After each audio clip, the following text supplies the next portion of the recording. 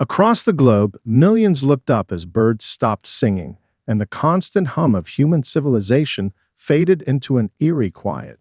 The silence lasted precisely 3 minutes before the ships appeared, massive crystalline structures that emerged from pinpoints of light, each one larger than the largest human cities. Dr. Sarah Chen stood in the middle of Times Square, her coffee forgotten in her hand as the morning crowds grew still. The giant screens that usually blaze with advertisements now showed only static. Her phone, like every other device on Earth, displayed the same message: connection lost. The first transmission came as the ship settled into precise geometric formations around the planet. It filled every screen, every radio frequency, and even appeared in text on digital billboards. The message was in perfect English, yet somehow felt artificially constructed. People of Earth, we are the hegemony. We bring elevation beyond your current limitations. Our analysis indicates your species has reached the threshold for integration. Resistance has proven historically inefficient. Accept our guidance and ascend. In the United Nations General Assembly, representatives from every nation gathered in emergency session. The hegemony's demands became clear. Humanity would receive technological and biological improvements to match their standards. Those who accepted would be integrated into their empire. Those who refused would be deemed incompatible with galactic civilization. Dr. Chen found herself unexpectedly summoned to the UN as part of a hastily assembled team of xenolinguists and cultural experts. The hegemony's language was perfect, too perfect. It lacked the natural evolution and irregularities that marked organic communication. Their message tells us more than they intended, she explained to the assembled leaders. They don't understand imperfection. They see it as a flaw to be corrected, not a source of strength or creativity. The hegemony gave humanity 48 hours to begin the integration process. They expected no real discussion. After all, every other species they'd encountered had accepted their offer. Their sensors detected the expected patterns. Humans gathering in population centers, governments in emergency sessions, military forces mobilizing, then standing down as the futility of resistance became clear. What their sensors failed to detect was the determination in clenched fists, the defiance in squared shoulders, and the subtle communications happening through methods their perfect technology overlooked: paper notes, verbal codes, and the ancient human art of reading between the lines. The hegemony's representatives waited in their ships, anticipating the usual response: graceful submission followed by gratitude for their benevolent intervention. Their probability matrices calculated a 99.97% chance of human acceptance based on historical data from thousands of other species. They didn't expect the response that came exactly 47 hours and 59 minutes into their deadline. Every radio frequency, television channel, and digital display on Earth simultaneously broadcast the same message, a simple response that would shake the foundations of their empire. We choose to remain human. Our imperfections are not flaws. They are the source of our strength, our creativity, and our humanity. We reject your definition of perfection. We choose our own path. The hegemony's response was instant. Their ships began moving into attack formation, but something was wrong. Their perfect formations were being disrupted by unexpected signal interference. Their communications experienced inexplicable delays, and their sensors detected something impossible. Humans were smiling. In her temporary office at the UN, Dr. Chen allowed herself a small grin as she watched the hegemony's ships drift into confusion. On her desk lay the preliminary analysis that had given Earth its first advantage. The aliens' language patterns revealed a fatal flaw in their thinking.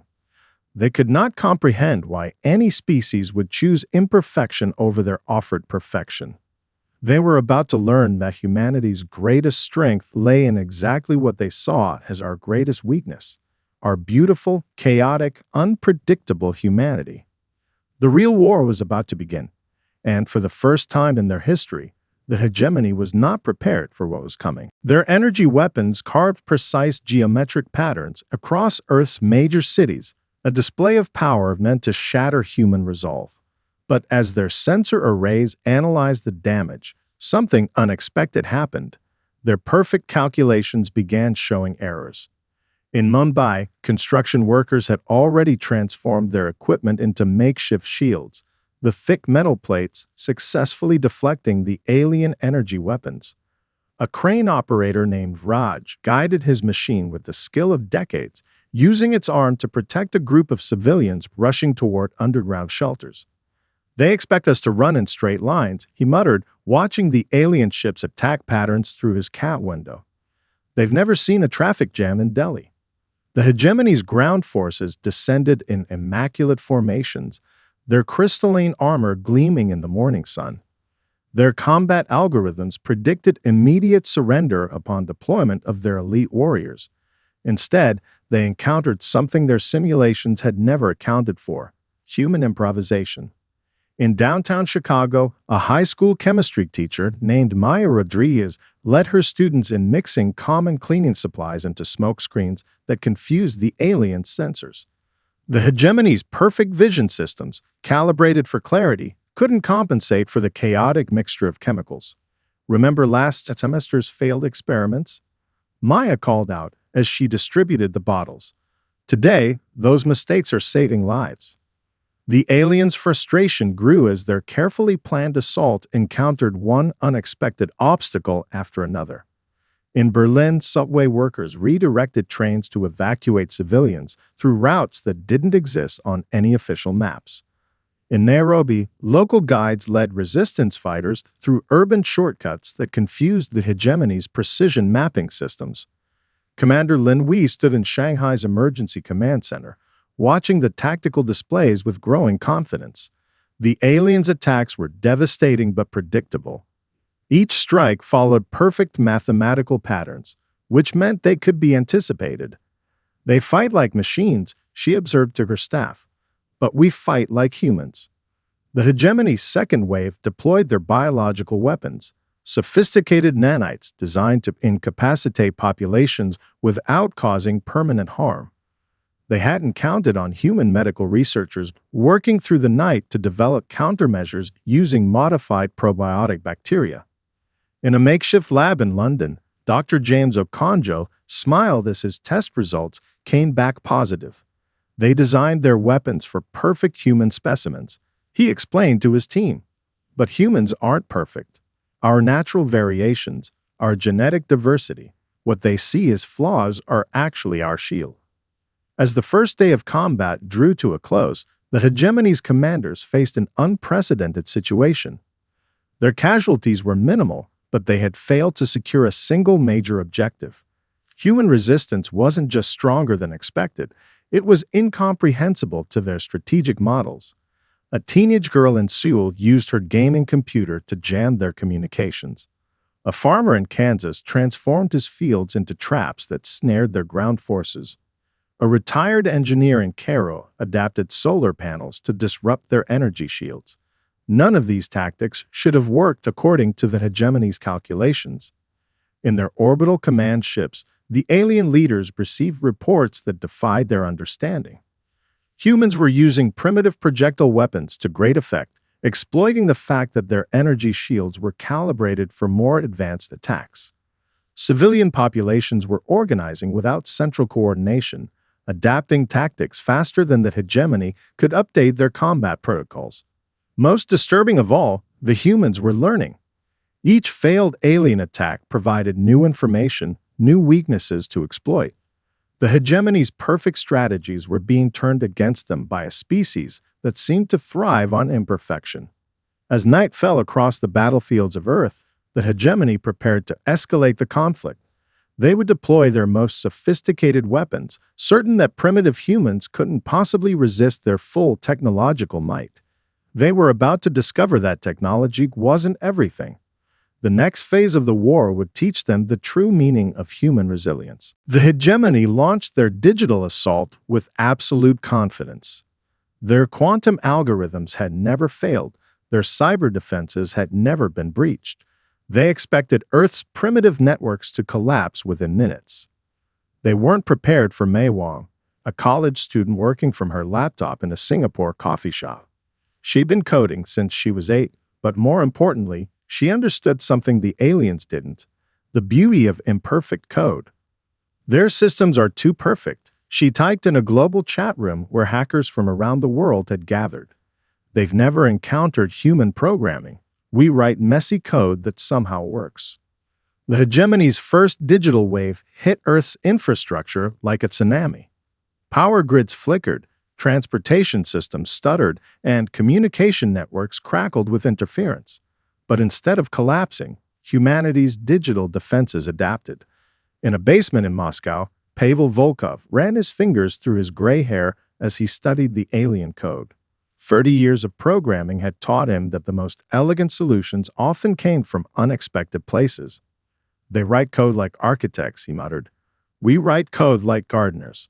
The alien systems were magnificent in their complexity, but they couldn't handle human unpredictability.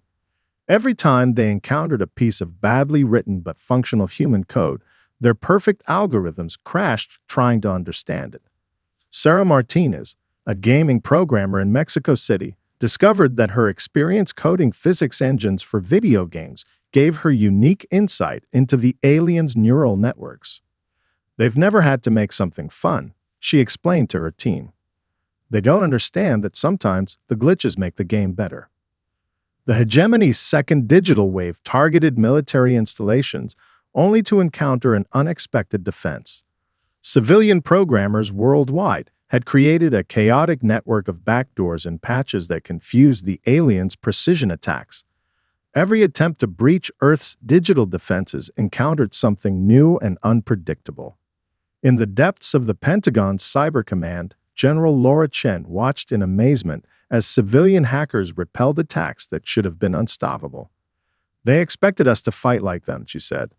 They don't understand that human creativity is our strongest firewall. The turning point came when a group of Indian software developers discovered a fundamental flaw in the hegemony's quantum encryption. The aliens had created the perfect security system, and that was its weakness. It couldn't handle the creative chaos of human-written viruses that broke all the rules of proper programming. Deep in their command ships, the hegemony's leaders faced a disturbing reality.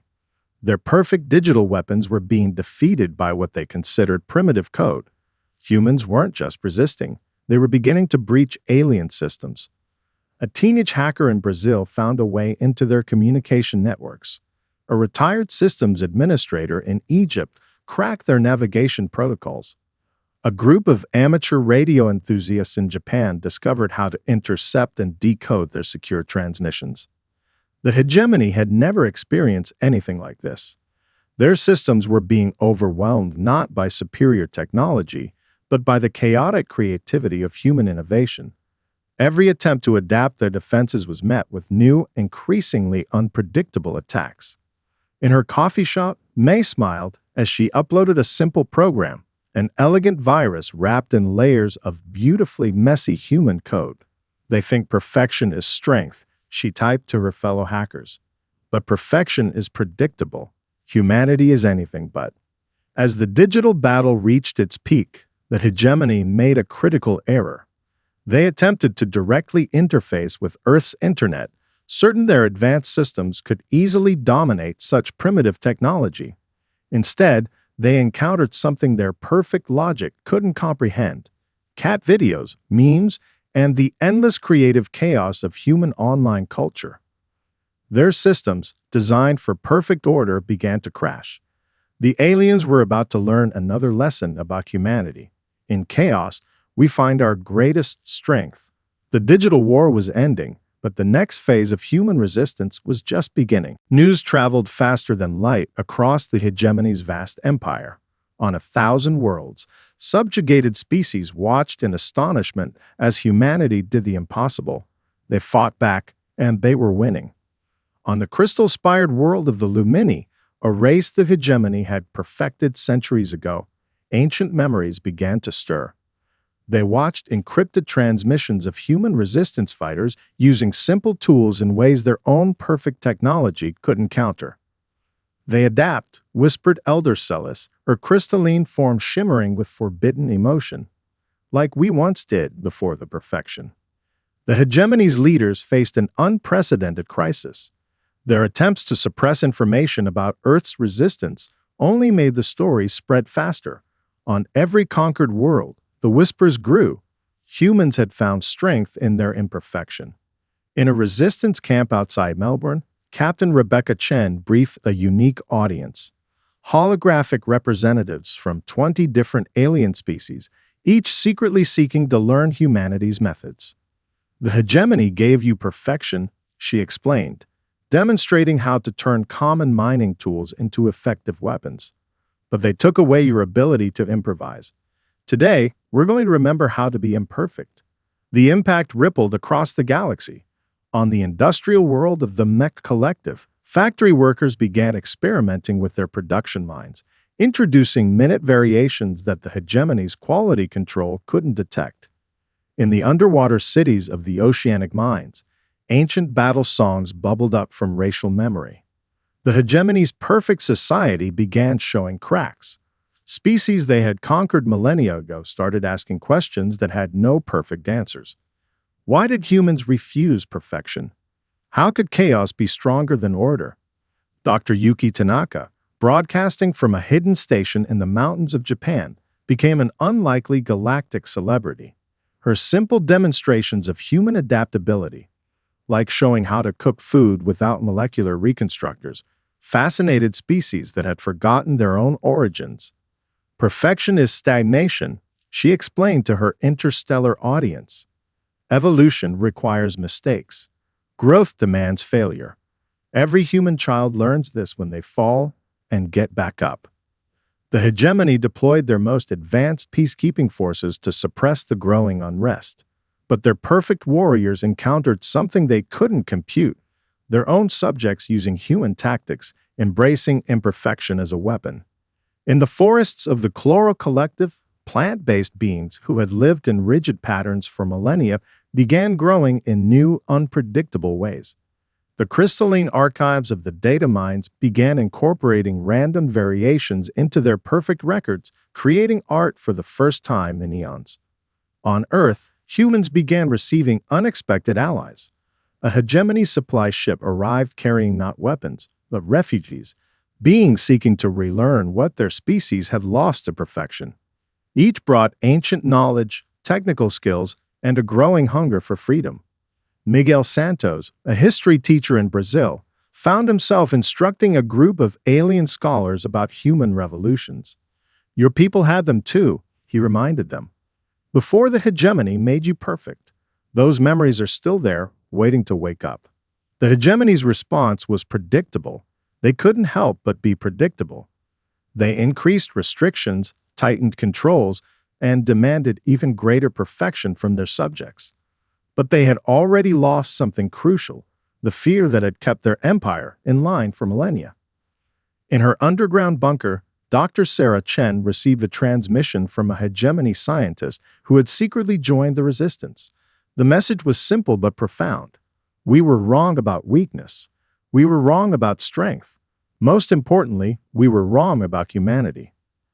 As the fourth month of resistance drew to a close, the galaxy held its breath. The hegemony's perfect empire faced a force it had never encountered, the unstoppable power of inspiration. Humanity hadn't just refused to submit, they had awakened something that had slept for millennia. The revolution of imperfection was spreading, and not even perfect beings could stop it. The interrogation chamber aboard the hegemony's flagship gleamed with perfect symmetry. Dr. Emma Santos sat calmly in its center, her weathered hands folded in her lap as she faced the Council of Perfection. They had expected her to break under questioning. Instead, she was teaching them. "Let me tell you about cockroaches," she said, drawing confused looks from the crystalline beings. "They're insects we humans often consider pests. Not very perfect, not very advanced, but they survive. They adapt. They've outlived countless superior species." The council's leader, a being of pure geometric precision, leaned forward. You compare your species to insects. This proves our point about your need for elevation. Emma smiled. You still don't understand. We're proud of that comparison. Life isn't about achieving perfection. It's about surviving change. Evolution favors adaptability over perfection every time. In the observation chamber, junior researchers watched in fascination as the human prisoner continued her lesson. Their sensors detected no deception, no fear, only a quiet confidence that their protocols couldn't classify. Your empire has existed for 10,000 years without major change, Emma continued. Humans went from horse-drawn carriages to space flight in less than 2 centuries. We made countless mistakes along the way, but each mistake taught us something new. The Council's perfect composure showed its first flaw, a slight ripple of unease. They had captured this human scientist expecting to learn about Earth's military secrets. Instead, they were confronting questions that threatened the foundation of their civilization. Consider your own history. Emma gestured to the pristine walls. When was the last time your species created something truly new? Not more perfect, but actually new. In the depths of the ship, the recording of this conversation spread rapidly among the lower ranks. Young hegemony minds, raised on the doctrine of perfection, found themselves asking dangerous questions. Your genetic engineering is flawless, Emma acknowledged. Your technology is without error. But there's no room for growth in perfection. You've traded evolution for stagnation. The Council's leader stood, its crystalline form pulsing with barely contained frustration. We have eliminated war, disease, uncertainty. We have created paradise. You've created a beautiful cage, Emma countered. Look at Earth's history. Our greatest achievements came from our darkest moments. Our music was born from pain. Our medical advances came from plagues. Our space program grew from conflict. We turned our imperfections into strength. In listening posts across the galaxy, other species tuned in to the illicitly broadcast conversation. The humans' words awakened long-buried memories of their own imperfect pasts, of the vibrancy they had traded for security. Humans don't just accept change, Emma explained, her voice carrying the weight of scientific certainty. We cause it. We seek it. We thrive on it. That's why your simulations couldn't predict our responses. We're not trying to be perfect. We're trying to be better. The council chambers fell silent. For the first time in recorded history, the hegemony's leaders faced a truth they couldn't optimize away. Their perfect society had lost something essential. Your forces can't defeat us, Emma said softly, because you've forgotten how to overcome failure. Every time you fail to suppress us, you repeat the same perfect strategies. But humans, we learn from every failure. We adapt. We evolve. As she spoke, across the galaxy, the revolution she described was already happening. The hegemony's perfect order was cracking under the pressure of countless small imperfections.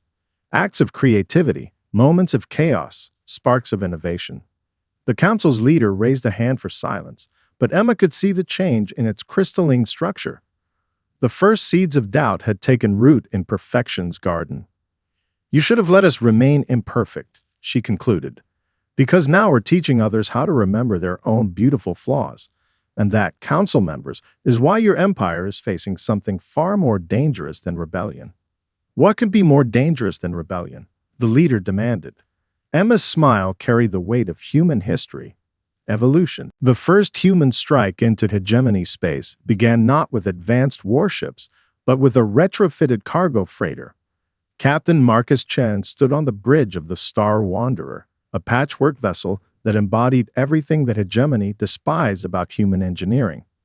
She's ugly, he admitted to his mixed crew of humans and liberated alien allies, but she's full of surprises. The ship's hull incorporated salvaged hegemony technology alongside human innovations, creating something that their enemy sensors couldn't quite categorize. The mission was audacious: penetrate the hegemony's perfect defense network by being imperfect.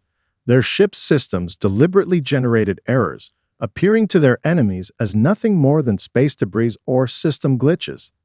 In the engine room, Chief Engineer Priya Patel worked alongside a former hegemony technician, teaching them the human concept of jury rigging. The aliens' crystalline hands trembled as they bypassed safety protocols that had been sacred for millennia. Sometimes, Priya explained while crossing wires that technically shouldn't be crossed, the wrong way becomes the right way. That's how humans navigate chaos. Their first target was a hegemony processing center where captured species were perfected through genetic engineering. The facility's defenses were immaculate, its security protocols flawless, but they had never faced human military doctrine combined with desperate creativity. The Star Wanderer approached in a tumbling pattern that exactly mimicked the debris field surrounding the facility. Their weapons weren't the advanced energy beams that hegemony expected, but modified mining equipment that turned the enemy's perfect shielding frequencies against them. Fighting humans taught us something, transmitted a resistance leader from the Chloro Collective. Your imperfect methods unlock our forgotten strengths. We're remembering who we were before perfection. The hegemony's response fleet arrived in textbook formation, their ships arranged in geometric patterns of mathematical beauty. They found themselves facing tactics adapted from ancient human naval warfare, updated for space combat in ways their battle computers couldn't predict. Lieutenant Sofia Rodriguez coordinated the assault from her tactical station, using strategies borrowed from 3,000 years of human military history. The hegemony thinks space combat should be perfect, she told her gunners.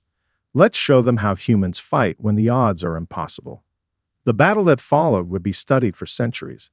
Human ships performed maneuvers that violated proper combat protocols, using gravitational slingshots and debris fields in ways that the hegemony's perfect pilots couldn't comprehend. In the facility below, imprisoned species watched through crystalline walls as their perfector's unbreakable hold began to crack. The sound of human battle songs, transmitted on all frequencies, awakened memories of their own warrior pasts. Your bodies may be perfect, broadcast Captain Chen to the facility's inhabitants, but your spirits remember freedom. Remember who you were. Remember how to be gloriously imperfect. The hegemony commanders watched in horror as their own subjects began breaking programming, choosing chaos over order. The facility's perfect harmony dissolved into beautiful disorder as ancient battle cries echoed through perfect halls. Deep in the ship's medical bay, Dr. Maya Hassan worked to reverse the genetic programming that had trapped species in perfection. Your DNA remembers, she told her patients. Perfect beings don't evolve, but you still can. The battle turned as more hegemony ships arrived, their perfect formations glittering in the starlight. But something was different. Some of their own crews were beginning to question, to remember, to change. They made us forget the joy of discovery, transmitted a hegemony navigator before turning their ship against their former masters. Humans taught us how to remember. As the Star Wanderer prepared for another impossible attack run, Captain Chen sent a final message to the growing fleet of resistance ships. The hegemony built an empire on the promise of perfection. We offer something better, the freedom to fail, learn, and grow. The perfect empire was facing its greatest fear, evolution itself, and humanity was leading the charge into glorious imperfection. The hegemony's capital world shimmered with perfect geometric beauty, its crystal spires reaching toward the stars in precise mathematical ratios. But today, that perfection was interrupted by something unprecedented. A garden of wild earth flowers, blooming defiantly in the central plaza. Ambassador Sarah Chen stood beside the garden, addressing the gathered representatives of 1,000 worlds. Her simple earth diplomatic uniform stood out among the crystalline forms of the assembled species, its subtle imperfections drawing every eye. Look at these flowers, she gestured to the colorful blooms. No two are exactly alike. Each has tiny flaws, variations, unique patterns, and that's precisely why they survive. That's why they evolve. That's why they're beautiful. The revolution had spread faster than anyone expected. not through violence or force, but through something the hegemony had never thought to defend against: inspiration. Species that had been perfect for millennia were choosing to remember their original forms. In the medical districts, Dr. Kenzo Tanaka worked alongside reformed hegemony geneticists, helping species restore their natural genetic diversity. Your bodies remember, he explained to a group of crystalline beings choosing to reactivate their dormant genes. Evolution left backup copies of what you once were. The Lumini, once living crystals of pure geometry, were rediscovering their ability to form organic patterns. The Mech Collective was relearning how to innovate rather than simply optimize. The data minds were embracing randomness in their calculations, finding new solutions their perfect logic had never conceived. "We're not here to destroy your civilization," Sarah continued, her voice carrying across the plaza. "We're here to help you remember what civilization means. It's not about reaching perfection. It's about the journey of constant growth." In orbiting laboratories, human scientists worked with their alien counterparts, studying the vast archive of genetic templates the hegemony had preserved. Each species had been carefully improved, but the original patterns remained, waiting to be reawakened. Professor Elena Rodriguez, leading the Genetic Restoration Project, made a stunning discovery. The hegemony didn't just preserve your original forms, she announced to a chamber of eager representatives. They preserved every step of your evolution. You can choose any path of development your species might have taken. The impact was revolutionary. Species that had been locked in stasis for thousands of years began to change, to grow, to evolve again. The perfect uniformity of the hegemony's empire dissolved into a riot of diversity and creativity. In the art districts, once limited to perfect geometric forms, new galleries opened displaying works of beautiful imperfection. The Chloro Collective created gardens of controlled chaos, while the Oceanic Minds composed songs that embraced discord alongside harmony. "Your perfection was an ending," Sarah told the assembly. "We offer you a new beginning. Not a perfect one, but one full of possibilities." The hegemony's Council of Perfection, facing the inevitable, made their final declaration. Their perfect society hadn't been defeated by force of arms, but by something far more powerful: the contagious nature of freedom. In the streets, celebrations erupted as species embraced their rediscovered identities.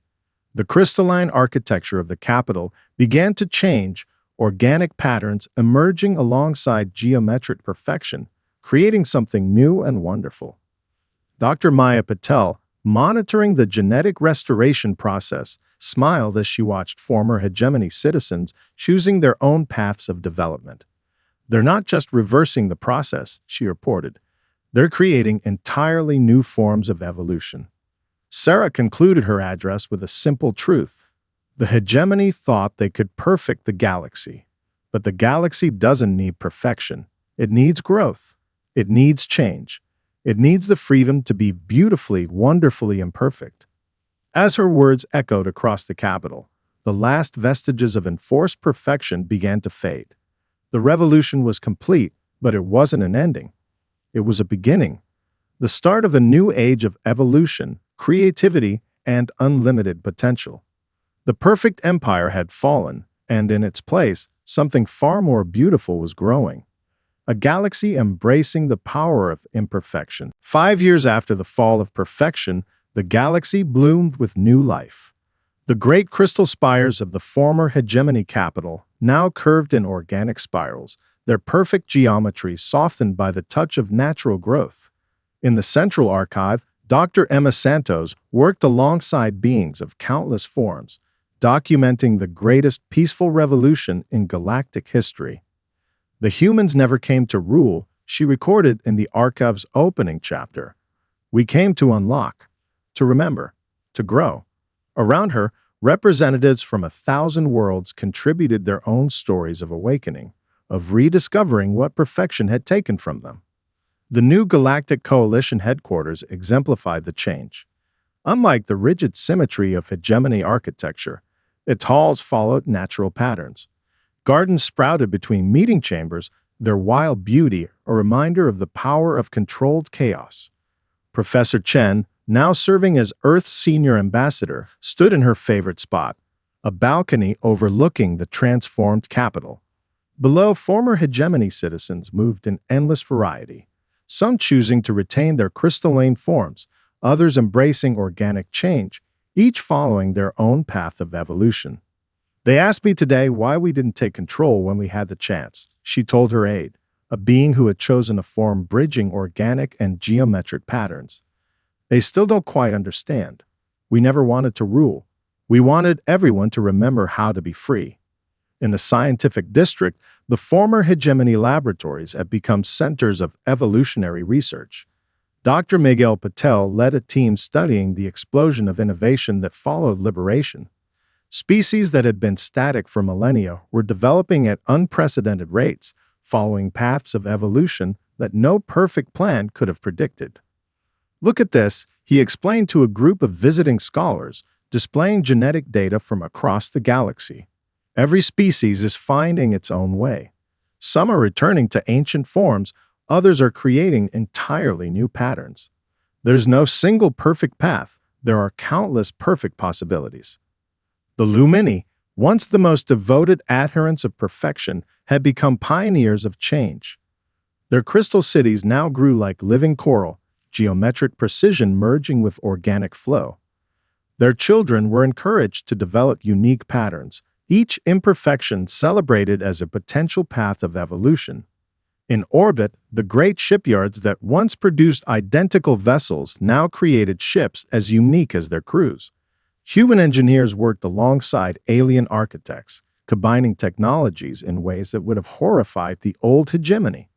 Each vessel was an experiment, a new possibility tested against the vast canvas of space. They used to say humans were primitive because we still used old technologies alongside new ones, Captain Sarah Chen told her mixed crew aboard the exploration vessel New Dawn. Now they understand. Keeping our options open, maintaining multiple solutions, that's not primitive. That's survival. The greatest change was in education. The former hegemony's perfect teaching systems had been replaced by schools that celebrated questions over answers. Young beings of all species were taught not just facts, but how to think, how to question, how to create.